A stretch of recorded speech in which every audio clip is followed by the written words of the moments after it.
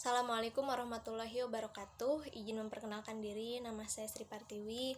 Saya mahasiswi Politeknik Bakti Asi Purwakarta, Prodi Sarjana Terapan Kebidanan kelas A. Saat ini saya akan menceritakan pengalaman saya berkaitan dengan dilema etik yang terjadi dalam pelayanan kebidanan terkait proses rujukan. Jadi beberapa bulan yang lalu saya kedatangan pasien ibu hamil yang sudah mengalami kontraksi. Setelah dilakukan pemeriksaan fisik, ternyata ibu sudah masuk ke kala 2 persalinan karena kepala sudah kroning. Mau tidak mau saya harus langsung melakukan pertolongan persalinan. Kemudian setelah bayi lahir, saya cek di buku KIA, ibu tidak pernah melakukan pemeriksaan kehamilan selama kehamilan hanya 1 kali, yaitu pada usia kehamilan 7-8 minggu. Jadi saya tidak bisa melihat atau mengetahui riwayat kesehatan ibu selama hamil. Kemudian setelah 2 jam postpartum ternyata terjadi perdarahan banyak gitu ya. Jadi saya melakukan explore, stol pun keluar tapi tidak ada sisa plasenta gitu. Lalu saya melihat wajah ibu pucat, kemudian ibu mengeluh pusing.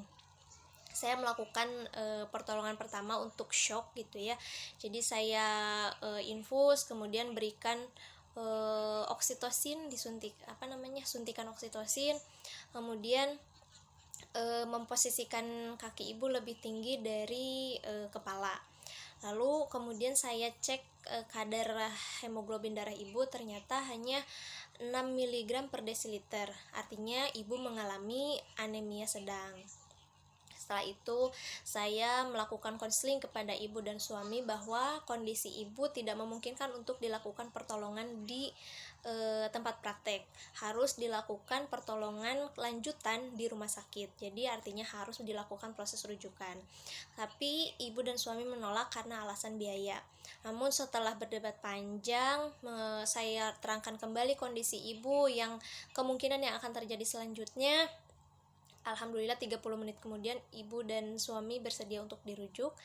Lalu setelah itu saya antar lakukan proses rujukan ke rumah sakit, dan ternyata benar di rumah sakit dilakukan transfusi sebanyak 3 labu. Ibu menginap di rumah sakit itu sekitar 2 hari 2 malam.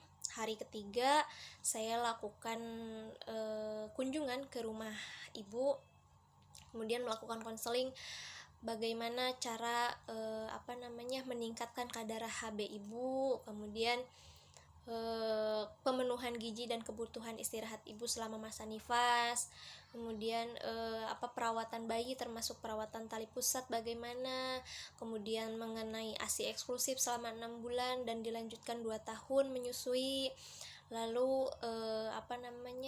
posisi dan perlekatan selama menyusui agar efektif gitu ya proses menyusuinya gitu. Jadi itu merupakan pengalaman yang sangat-sangat berharga untuk saya, dimana pengambilan keputusan di situ sangat diperlukan ketelitian dan kecepatan dan ketepatan tentunya, karena ketika sedikit saja terlambat kemungkinan yang terjadi bisa fatal gitu.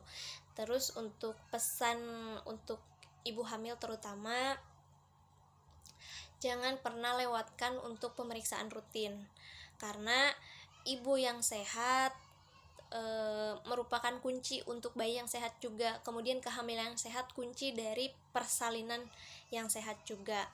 Terima kasih. Assalamualaikum warahmatullahi wabarakatuh.